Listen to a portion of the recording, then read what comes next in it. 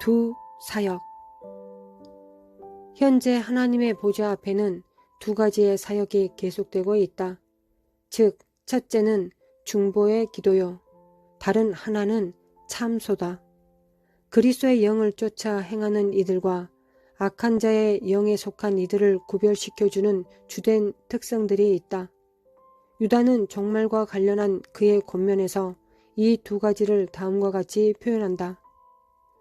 아담의 7세 손 에녹이 사람들에 대하여도 예언하여 이르되 보라 주께서 그 수만의 거룩한 자와 함께 임하셨나니 이는 뭇 사람을 심판하사 모든 경건치 않은 자의 경건치 않게 행한 모든 경건치 않은 일과 또 경건치 않은 죄인의 죽게 거스려 한 모든 강팍한 말을 인하여 저희를 정죄하려 하심이라 하였느니라.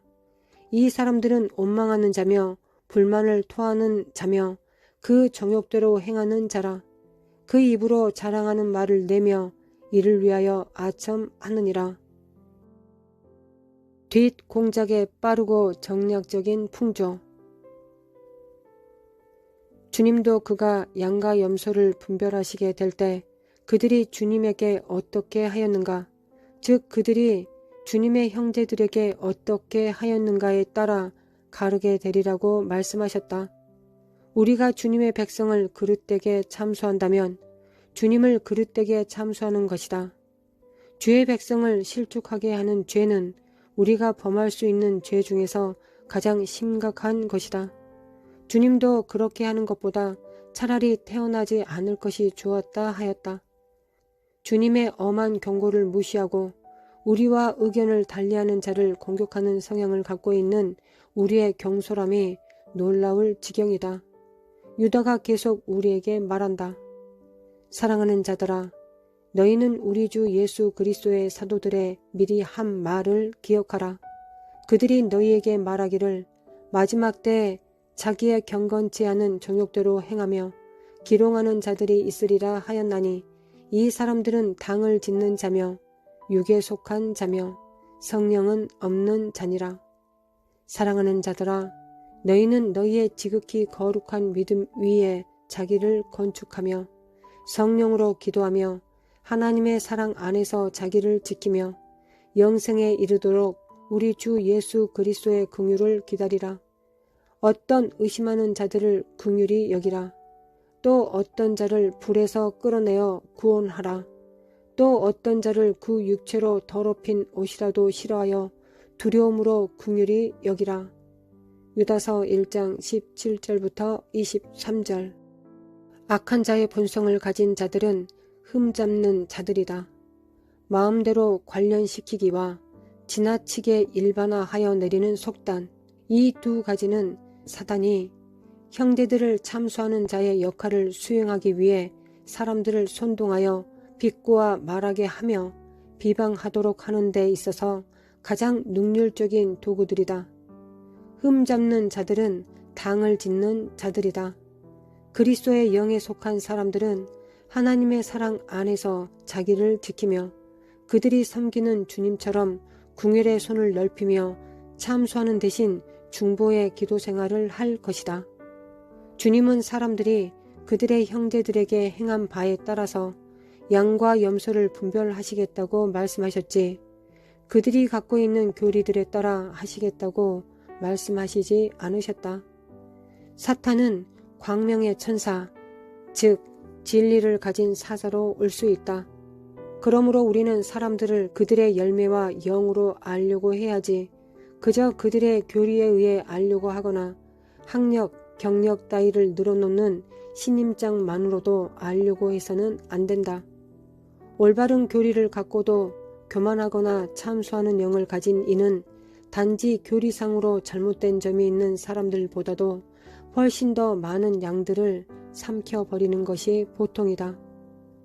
환란을 견딘다는 것은 이 세대에서 참 교회의 전통이 되어왔다. 환란을 통해 나타나는 교회의 성실성과 성품은 계속해서 세상에게는 경이로운 일이요 주님께는 영광이 되어왔다. 우리가 주님을 두려워한다면 다른 그 무엇도 두려워할 필요가 없다. 주님은 우리가 어떻게 우리의 집들을 반석 위에 지어 폭풍을 견디도록 할 것인가를 밝히 말씀해 주셨다. 여기에 필요한 것은 단 2가지뿐. 주님의 말씀을 듣는 것과 그 다음에는 들은 말씀에 따라 행하는 것이다. 그러나 우리는 이 2가지를 모두 해야만 하며 그것도 바로 지금 그렇게 해야만 한다. 우리는 홍수가 올 때까지 기다릴 수 없다. 바람은 현재 주님의 천사들이 붙잡고 있지만 언제까지나 붙잡혀 있지 않을 것이다. 우리는 이 때를 지혜롭게 써야만 한다. 다가오는 혼돈. 세계의 체제와 정권들이 이미 침몰하고 있다. 성경에서 산들은 종종 나라들을 상징하며 바다는 대중을 가리킨다. 시편 46편 2절이 말씀하시듯이 산들이 흔들려 바다 가운데 빠질지라도 우리가 두려워해서는 안 된다. 장차 모든 정권들이 밀과 같이 녹을 것이며 큰 혼란과 격동 속에서 한동안 흉용하는 바다 물결이 그들을 쓸어가기 시작할 것이다. 동시에 하나님의 정부는 요동치 않으며 다른 것들이 와해될 때 이 땅에서 날로 더 강하게 될 것이다. 그러나 우리가 깨닫고 기억해 두어야 할 것은 주님의 나라는 이 세상에 속한 것이 아니라는 것이다. 하나님의 나라는 이 세상의 정권들과는 아주 다르다. 오늘날 이에 관해 교회 안에서 얼마간 혼란을 빚고 있지만 때가 오면 모든 것이 명백해질 것이다. 하나님의 나라는 불강력적인 세력으로 올 것이다. 단지 자기의 지위와 사람들로부터 인정받기를 구하는 대신 진실되게 주님과 주님의 영광을 구하는 이들은 이 세력에 가담하게 될 것이다. 주님의 나라에 대한 교리는 아직껏 전파되지 않았다. 구원론에 관한 교리는 거의 세계 모든 곳에 퍼졌지만 하나님 나라의 복음은 그렇지 않다.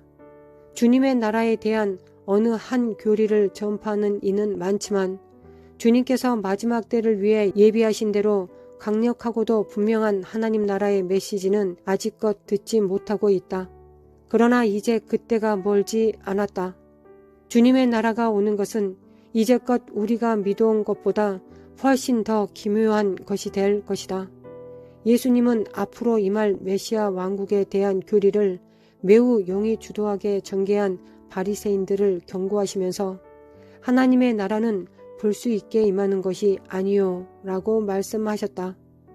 현재로서 우리가 가져야 할 자세는 끈기 있게 경청한 다음 들은 바 가르침이 그런가 하여 성경을 상고했던 베레아 사람들의 열려진 마음과 성실함이다.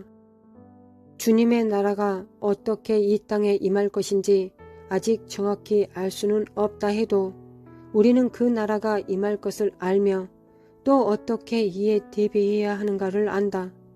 우리는 바로 지금 왕 되신 주님 안에 거함으로써 주님의 나라 안에서 살 수 있다.